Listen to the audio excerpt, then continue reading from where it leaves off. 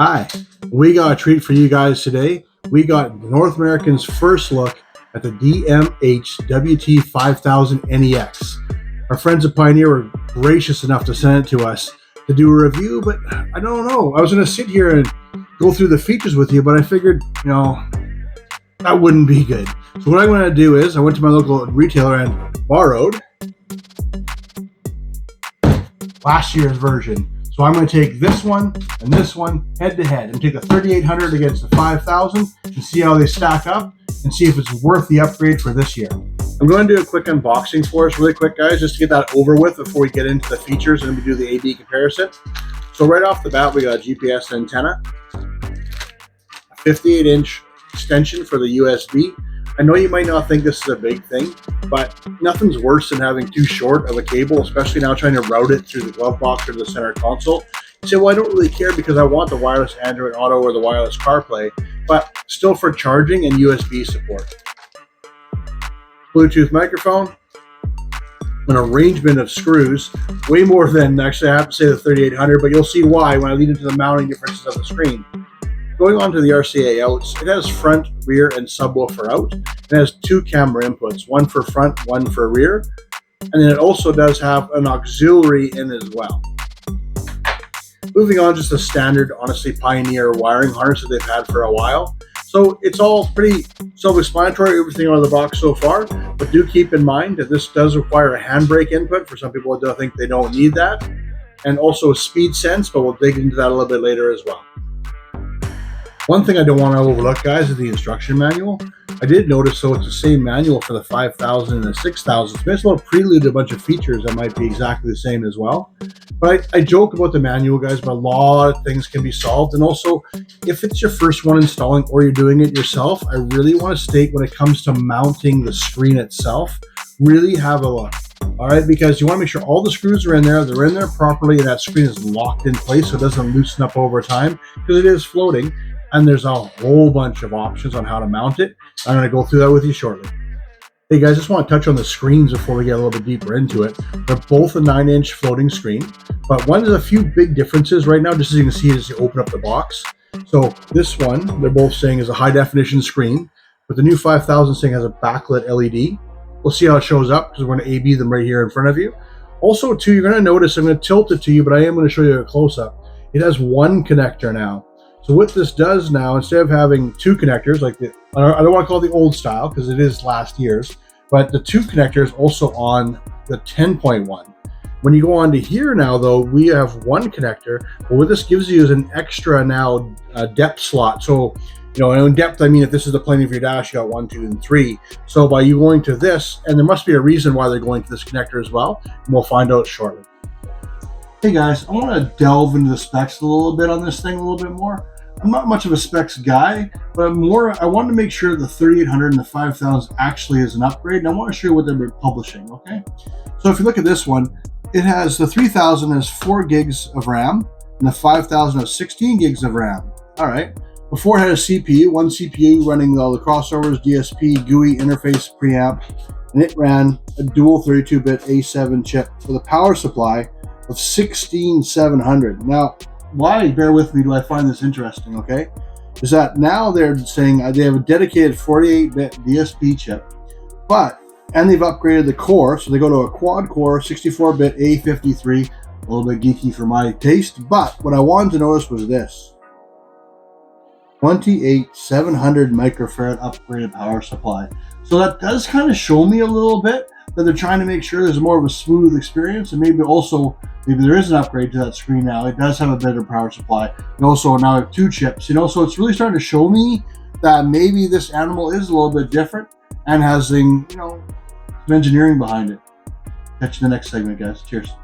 You guys, just want to touch real quick on this one. This is obviously the 3800 because you can see the small number. So I just wanted to show you it's the Cirrus microphone, GPS antenna, Maestro USB power. This one's for a hard wired remote control, pre-outs, and antenna. And then when you go to the next one, you'll see here, now I'm at Bluetooth, power, USB, Maestro, hardwire, GPS antenna, pre-out, Cirrus, and antenna. So if I just zoom out a little bit, guys, I just want to show that they're totally different boards. So a lot of people might think it's the same unit. It is not. They're brand new boards. Hey guys, I know it's a little bit dark, but I want to show the exact boot up time of these two head units. All right, so I'm going to give her a go head to head, and here we go. Now, by the way, that fan noise you do hear in the background is my power supply. It is not the radios. Just keep that in mind, okay? Oh, looks like we have a clear winner with the NEX 5000 really getting to the boot up really quick.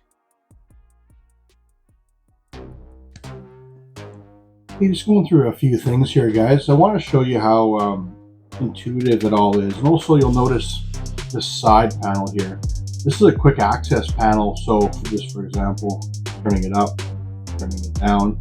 You notice it has a separate guidance as well as Android Auto, so if you want your bips, you know what I mean, when you're doing the navigation, not to be super loud if you're enjoying your music. You obviously see I have a podcast going on here, plus I'm here, okay? But one of the big things I wanted to show, when you go to settings, right, obviously this is where you go firmware, volume, AV, okay? So volume, okay. This is where we're just talking about I can do receiver or volume when someone calls as well, so it's not super loud, like my volume. Input AV sources, okay? So I can just keep changing it, you know, how I want to do it all, nothing too major, guys. Input output settings, and then the polarity is battery or backup input is on. Lean back a little bit mode. See, demo vehicle, what happens is if a phone's not connected, it'll actually keep doing demo on the board. So we turn that off. General remote control, I'm just going to leave that because you have to configure it obviously from a dealer once in the car. And then dimmer settings. Now, for example, you can have auto trigger, you can do the time or duration. What I do like about this a lot is that even if you are into it, you can change it from light to dark mode as well. And this is what I will say the camera is having a hard time on. So if I go to appearance, I can go to dark mode. And see, it's very easy then for the camera to go through. It all depends what you kind of like. You know, I kind of like the white background, okay? When I get into here, you got illumination, etc. So background is what I want to do, okay? How I want to have it. So what's always nice about Pioneer is I just press the button. There you go. Pop out. All right. And it changes the back screen. So it's just kind of nice. It really is that easy, you know? As you can see here, I changed the background of all the whole, like I said, easy access on the side, plus all your icons. What's also nice is I can edit these. So just for example, I'm on Android Auto if I want. So I can take this one and I can drag it if I want it over here, or maybe even the other side of settings. You can move it around, you can customize it to wherever you want to move it, which is kind of nice. Just like same with if I want to do HD radio and I want to bring it down, I can move it all. See? So that's kind of a nice thing. I can add or remove it. These are on demo to me, guys, so I don't want to remove anything before I get it back, so please bear with me. I have to be a little bit aware of that, just so you know, okay? Heading back. So here we are. When I go into settings again, guys, so sources, my bad guys, back out, settings, down here to speakers. This is one thing I want to show for a lot of people was fader and balance. Pretty easy to do your fader and balance. I can do it up, down, anywhere I want. I can do it manually. I go back, loudness, auto system levelizer. Now, sound level adjustment is when I'm switching between sources. So this will show when I go from FM to Android Auto, which is pretty nice, okay? And so if you don't have a drastic volume difference, because sometimes Android Auto says quieter than your FM radio, or vice versa, your FM radio. So you can actually adjust it. So when I switch between FM and Android Auto, it's not suddenly super loud. MP3 or canned music or anything from streaming, you could actually make it so it samples the rate more and adds a little bit more depth to the music. Speaker level, you can get into here, guys, and it shows, for example, I'm in North America. So if I go here, so front left is driver, and so it's what it does. This one attenuates the volume down to make it so for time alignment. If I want, here I just borrowing the radio, guys. So you gotta bear with me. When I go to listening position, which is a little bit different, because if I say front left, it does a time alignment is what it does for that one, okay? So when I go back, I go time alignment on, see, you'll actually see it's doing it here. And then vice versa, if I press on it, I can change the distance. But it's here nor there right now, guys, but I want to show you what this deck can actually do for you besides just do Android Auto and Apple CarPlay. All right, subwoofer, crossover. This one does have the ability to do front and rear and subwoofer. So I can put the high pass filter on. Pretty self-explanatory, guys. I can change the slope. I can change the frequency by moving it up and down. So it's actually pretty cool. There's not much you can't do from this head unit, which is quite nice. And it's all in, and I'm going to use the term Apple-esque or tablet style. And that's what we're all kind of used to now. Even when I go into communications here, okay, you can set up, you have your Wi-Fi settings, etc., all that sort of stuff, your connections. It's all just like I'm used to on my phone, okay? So, see how you can do custom EQ settings from here as well. And you get into FM stations from here as well, which is kind of nice. I can go custom EQ. And the other thing I've saved myself, I can change it to powerful, I can do it to flat, all within it. So what I like about that is that you can actually make things on the fly. That's what I kind of call this side, is on the fly, or the quick access section. And then here you have your standard, interface for everything. I know the clock's off, guys. Just gotta bear with, because I'm in the basement right now. I don't have GPS antenna or anything connected to it. So, and even if the source is, here you go as well, is I can make it so USB shows up on the front if I want. So what happens is this will go solid, like these ones are, if something's connected. So right now you can see Android Auto is connected. My aux, because I have it turned on. And then here's the other functions you have as well. So I want to use the phone, I can dimmer, yada yada, or display off. I do recommend putting display off to your front panel, because a lot of times at night you don't want to have your whole cab lit up with the radio. So I do like adding this one to the front, but that's just me, that's just a personal purchase. All right, so as you can see right now, the 5000 actually is quite feature packed. And a fun fact for everyone, because I can't really show it in this atmosphere, is that they have upgraded to 5. They say it's 4-volt preload on the box. I have a sheet saying it's been tested to 5.3. So one of the biggest complaints from the 3800 to the 5000, from last year's 3800 was as a 2-volt preload and it wasn't good enough for any kind of high fidelity systems. Well, now they've addressed that as well. So you can kind of see by all these features, guys, that they've really borrowed a lot from the 6000 and brought the features, top down now. And it makes it really easy to use and navigate. If I head here just into the standard Android Auto kind of display, which is kind of nice. You'll see what it says. You got the quick access for the obvious what they have playing here for a podcast. You see this thing of the city. What I do like though is I can still do my Spotify, obviously phone, Audible, all of them. But also here now, when you go, you'll find all the compatible apps with this as well. That's, like I said, it just makes it a little bit easier to adjust everything. But regardless of this, pop out here. You have quick access here, and you can move these however you want it as well. So it's just like if you want Audible, that's what I got. Well, Audible, there we go. Go as well. All your Audible settings as well. Back to the map. There you go. And then I can do and then enable split screen again. So it does give lots of options, guys, and it is very intuitive. But you notice it's very quick. That's what I notice a lot. It's very hard to A/B them together on the quickness and the snappiness. As you can see, it's quite snappy. As you can see, it looks very well. But I cannot do. I'm going to do another overlay with CarPlay. All right, because Android Autos, you can pretty notice it's pretty snappy. There is no delay here whatsoever. All right, catch you in a few.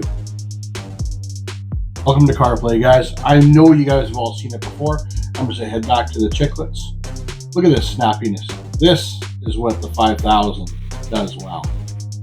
All right, it surprises me actually how well the upgrade is on the chip. All right. Pretty self-explanatory everything. One thing, guys, for the display boards, or if you're testing it in the car and you don't know what to do, you have to have the GPS antenna connected, okay? So for CarPlay, GPS antenna. Android Auto, you do not need the antenna. I don't know why. If anyone does know why, please leave in the comments. I just want to show us. Look how snap. Here we go. All right. So pretty self-explanatory, guys, with everything as well. You have your maps off to the side, you have your full chiclets, you have it all there, and I can still exit out. And all I have to do is go to Pioneer, which heads me out to look at my old screen, just like, I don't want to say Android Auto, but it's the same kind of idea. Without having the split screen, I still have access to my full quick access bars on the side as well. And then obviously I can hit CarPlay, and here I am. Like, this is what this new processor can do. It's nice and snappy. All right, I hope this clears some little ideas for you guys as well. You will notice the clock works when you have the GPS antenna as well. But just want to show you guys, look at this snap. Hey guys, I'm really hoping you're liking the video, and if you've gotten this far, I wish you would like and subscribe if you get a chance, please. It would really help me grow. Now, in this video, I went over how I could show you how the boot up time was a lot faster. You can see the snappiness of it was really well. It was the same almost as using a tablet or using your phone. I do think it's a little different that you have the GPS antenna hooked up to do CarPlay, but it's probably a protocol thing. If you know the answer, can you do me a favor and write it down in the comments and fill me in on why I have to have the GPS antenna connected? You know, I did see a big difference in the mounting, and I have to say, especially the angling in and out or in, okay? It seems like a big upgrade on the 5000 over the 3800. The 3800 had a separate bracket with a kind of a hinge on it. And honestly, I'm not gonna lie to you. You know, if I have to look at it, I gotta think about it. It's too much. I got him at the 5000, clicked it on, 2 screws on the side, I'm done. Done. Like, it was pretty damn good. And then even up for the hinge, you just move it to the pitch you want, and there's a screw hole. And what I like, they were all the same screws, so I don't have to think about it. Because one thing with all these electronics, like you'll see it says 4mm, blah blah blah, this depth, this depth. If you put the wrong screw in the wrong hole, you could damage something. But what I like, they've refined it now. And I also like that connector opposed to those 2 wires going on the back, because it looks a lot cleaner. All the way around, I cannot believe what an upgrade is. The 5000 is from the 3800. The 3800 was pretty cool at this price point. But what I like most is that Pioneer is maintaining the same price point of the 38 on the 5000. It's pretty good. Maybe because they saw the features from the 6000 down to the 5000. But all in all, I'm pretty happy with it. Not too many manufacturers really take that time to give you more for the same value. You know, they didn't raise the price, say, hey, we're going to charge you $75 more for this, this, and this. They didn't do that. And I think that's where the real value is that now you get a better processor, better pre-outs, better all-around experience, honestly, even on the installation end as well, for the same price. You know what? Pioneer did a good job in this one. All right, till next time, guys, you take her easy. I'll catch you on my next video.